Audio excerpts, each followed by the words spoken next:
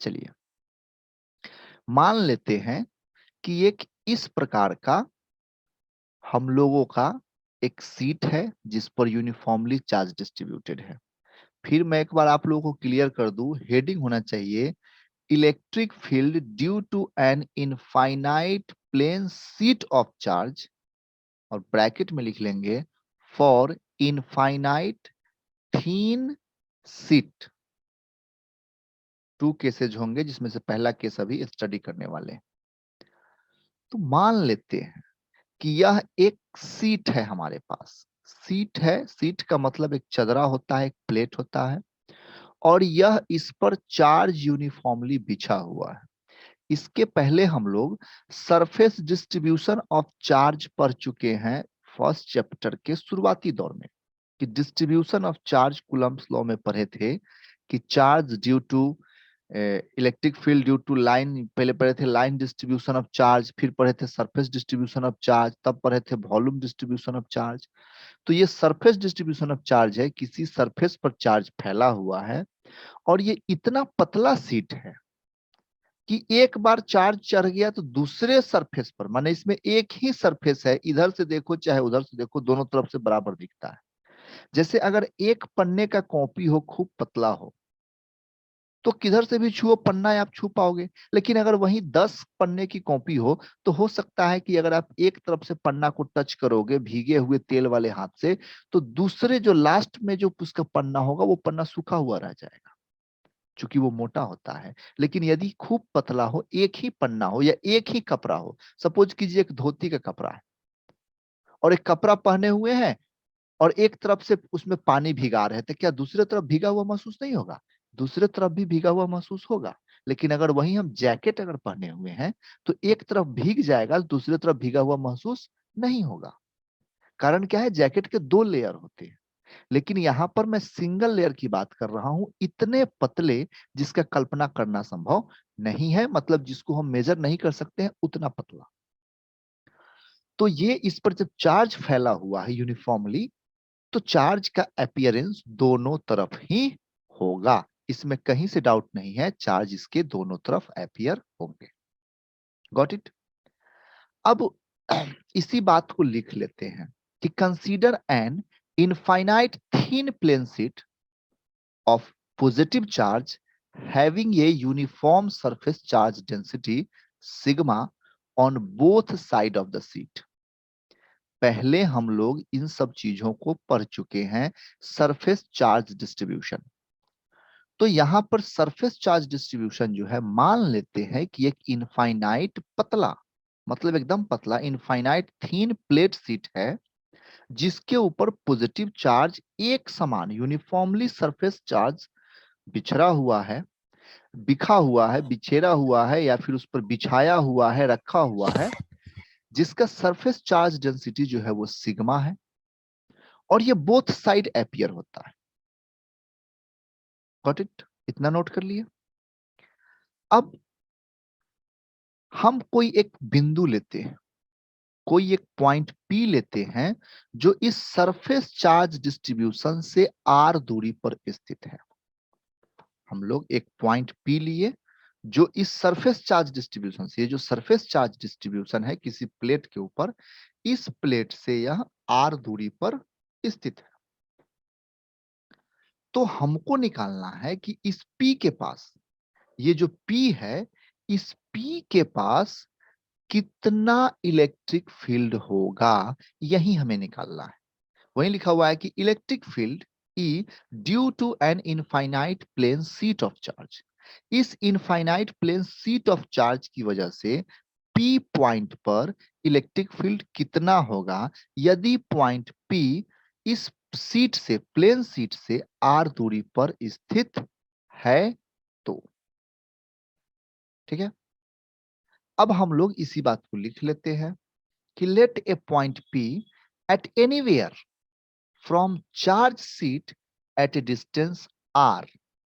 एक जो charge seat है उससे आर दूरी पर कोई एक पॉइंट लेते हैं पी कहीं भी, then have to find the electric field due to the plane sheet of charge।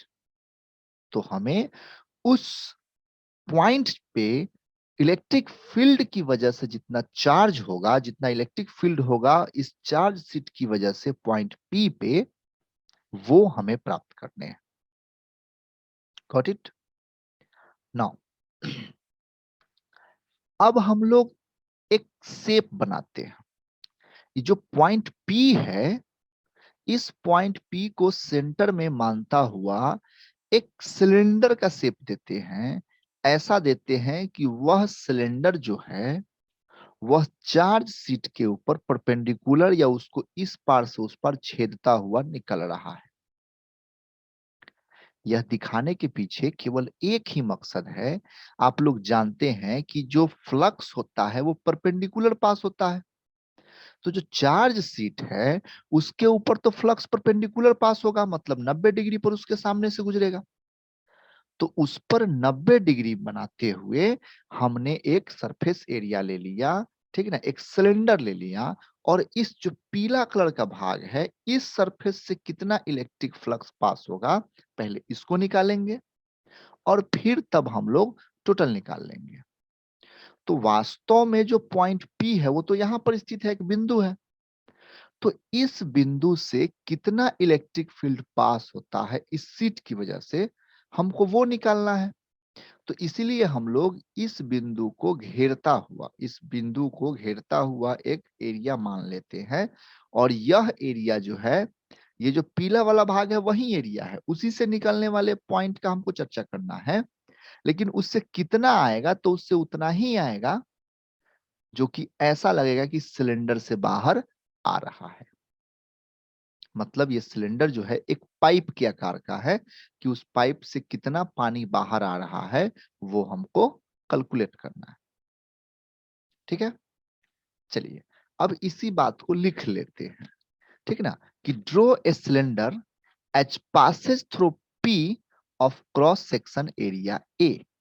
हम एक सिलेंडर ड्रॉ कर लेते हैं जो पी से पास होता है, जिसका क्रॉस सेक्शन एरिया कितना है, ए है। ठीक है, नेक्स्ट। अब देखिए, तो जो जितना पास हो रहा है, तो हमको पॉइंट पी पे इलेक्ट्रिक फील्ड निकालना है। तो इसलिए हमने एक एरो से दोनों दिशा में एरो से रिप्रेजेंट कर लिया कि वहां से जो इलेक्ट्रिक फील्ड पास होता है उस इलेक्ट्रिक फील्ड को हम लोग वेक्टर ई कहते हैं। यहां तक किसी को कोई डाउट नहीं है? कोई है जिसे यहां तक कोई डाउट हो? No sir. चलिए अब क्या करते हैं, इसी बात को फिर हम लोग लिख लेते हैं कि if vector E is magnitude of electric field at point P. मान लेते हैं कि वेक्टर ई जो है वो मैग्नीट्यूड है, मतलब इलेक्ट्रिक फील्ड की मात्रा है पॉइंट पी के पास, है ना। तो उस कंडीशन में गॉस थ्योरम क्या कहता है, then the electric field cross through the Gaussian surface, मतलब ये जो पीला वाला भाग है, इस पीले वाले भाग से कितना इलेक्ट्रिक फ्लक्स पास होगा। तो आप लोग जानते हैं कि इलेक्ट्रिक फ्लक्स बराबर क्या होता है, E into area of end face. तो ये ई माने electric field into surface area होता है। तो यहां पर हमने क्या लिखा है कि area of end faces, end face का मतलब ये अंत होता हुआ ये पीला वाला भाग, ठीक है ना, ब्रैकेट में लिख दिया है circular cap of the cylinder. तो सर्कुलर कैप तो दोनों तरफ है। अगर हम बीच में पानी रखे और उससे एक पाइप निकाले तो दोनों तरफ पानी जा सकता है। तो एक तो ई निकलेगा इस दिशा में और दूसरा ई अपोजिट दिशा में। तो इसलिए टोटल सरफेस एरिया जो होगा हमारा वो क्या हो जाएगा, 2a। और इसको हम लोग मान लेते हैं इक्वेशन, है ना। ये हम लोग का हो गया इक्वेशन 1। अब ये तो हो गया नॉर्मल कूलम्ब्स लॉ के तहत। गॉस थ्योरम क्या कहता है, तो गॉस थ्योरम कहता है कि flux passes through anywhere is equal to 1/ε0। तो अकॉर्डिंग टू गॉस थ्योरम हम लोग लिखते हैं कि फ्लक्स इक्वल टू क्या हो जाता है, Q/E। एप्सिलॉन नॉट, माने चार्ज बट्टा एप्सिलॉन नॉट। अब यहां पर चार्ज तो हमको मालूम नहीं है, हमें क्या मालूम है? तो हमें मालूम है सरफेस चार्ज डेंसिटी।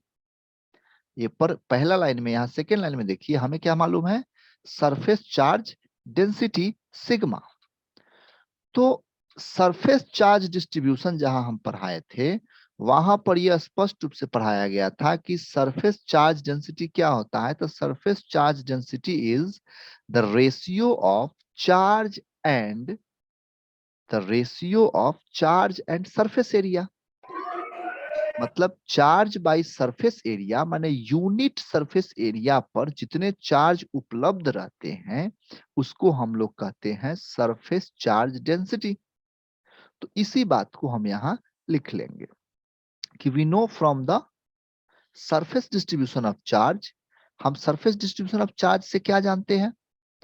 तो सरफेस डिस्ट्रीब्यूशन ऑफ चार्ज से हमको मालूम है कि सिग्मा इक्वल टू होता है क्यू बाई ए। तो जब sigma equal to Q by A surface charge distribution, जिन लोगों को याद नहीं है वो कॉपी पलट के अपना देख लेंगे शुरू शुरू में। तो सरफेस चार्ज डिस्ट्रीब्यूशन में सिग्मा इक्वल टू होता है क्यू बाई ए। और यदि इसको हम क्रॉस मल्टीप्लिकेशन करा दे कि सिग्मा इंटू ए बराबर हो जाएगा क्यू, तो क्यू बराबर हो गया सिग्मा ए। अब अकॉर्डिंग टू गॉस थ्योरम जहां हम लिखे हैं, ये जो हमारा पॉइंट है, तो phi equal to Q by epsilon naught. तो अब हम Q के जगह पर इसमें से सिग्मा ए डाल सकते हैं। तो हम यहां लिख लेते हैं कि phi equal to sigma A by epsilon naught. और ये बन जाता है हमारा इक्वेशन 2। और जो यहां हमने रफ किया था उसको ब्रैकेट में साइड में ले लिया छोटा करके। अब इक्वेशन 1 हमको मिल गया, इक्वेशन 2 मिल गया। साधारण सा बात है, 90% लोग अब समझ गए कि दोनों इक्वेशन को इक्वेट कर देना है, बराबर कर देना है, जो आ जाएगा सो आंसर हो जाएगा। सही समझे आप? अगर ऐसा समझे हैं तो बस वही बात लिख दीजिए कि फ्रॉम इक्वेशन 1 एंड 2। तो फ्रॉम इक्वेशन 1 एंड 2 क्या हो जाता है? तो फ्रॉम इक्वेशन 1 एंड 2 हो जाएगा कि ई टू ए, इक्वेशन 1 में जो यहां लिखा है ई इंटू टू ए बराबर हो जाएगा sigma A by epsilon naught. तो हो गया E into two A equal to sigma A by epsilon naught. अब इसमें देखिए, इसमें भी ए है, इसमें भी ए है, तो ए से ए कैंसिल हो जाएगा। तो ए से हमने ए को काट दिया। अब हमको निकालना है ई। तो ई निकालना है तो जो टू इधर मल्टीप्लाई में है, ये टू इधर कहां चला जाएगा? डिवाइड में चला जाएगा। इसका मतलब ई बराबर हो गया sigma by two epsilon not. यही हमारा फाइनल आंसर हो गया। अब इसमें समझने वाली बात क्या है? तो समझने वाली बात है कि ध्यान से देखिए, तो इलेक्ट्रिक फील्ड इक्वल टू आ गया sigma by two epsilon not. Sigma जो है वो सरफेस चार्ज डिस्ट्रीब्यूशन है, एप्सिलॉन नॉट तो कांस्टेंट होता है। तो वेयर करके लिख लेंगे, मैं यहाँ नहीं लिखता हूं जगह के अभाव में, और पहले आप लोगों इस सारे वर्ड से परिचित हैं, इसलिए कॉपी में जरूर लिख लीजिएगा कि where E equal to electric field, sigma equal to surface charge density, epsilon naught equal to 8.854 into 10 to the power minus 12 coulomb square per newton metre square. अब इसमें देखने योग्य बात क्या है? तो देखने योग्य बात है कि हमने जो शुरू में डिस्टेंस लिया था r, मीन्स जो पॉइंट P है सरफेस चार्ज से कुछ दूरी पर, उसकी चर्चा कहीं नहीं है। इसमें डिस्टेंस का कहीं कोई चर्चा ही नहीं है। तो अक्सर न्यूमेरिकल में क्या कहता है, न्यूमेरिकल में अक्सर आपको कंफ्यूज करने के लिए कभी कभी पूछता है, बोल देगा कि एक चार्ज सीट से 2 मीटर की दूरी पर अगर इलेक्ट्रिक फील्ड मान लेते हैं कि 20 है, या फिर Q है या P है, कुछ दे देगा, तो अगर दूरी को 2 गुना बढ़ा दिया जाए तो उसके इलेक्ट्रिक फील्ड पर क्या प्रभाव होंगे? अगर दूरी को 4 गुना घटा दिया जाए तो इलेक्ट्रिक फील्ड पर क्या प्रभाव होंगे? अगर दूरी को आधी कर दिया जाए तो इलेक्ट्रिक फील्ड पर क्या प्रभाव होंगे? इस प्रकार से कंफ्यूजिंग क्वेश्चन पूछे जाते हैं। लेकिन याद रहे, इसमें कहीं भी आर का मीन्स डिस्टेंस का, दूरी का कोई जिक्र नहीं हुआ है, इसीलिए हम लोग सीधा लिख देंगे कि नो चेंजेज। और लेकिन वास्तव में रियल लाइफ में ये चेंजेज होता है, लेकिन थ्योरी में चेंजेज नहीं होता है, इसीलिए ये थ्योरी 100% सही नहीं है अब तक प्रैक्टिकली, लेकिन थ्योरेटिकली ये सही है।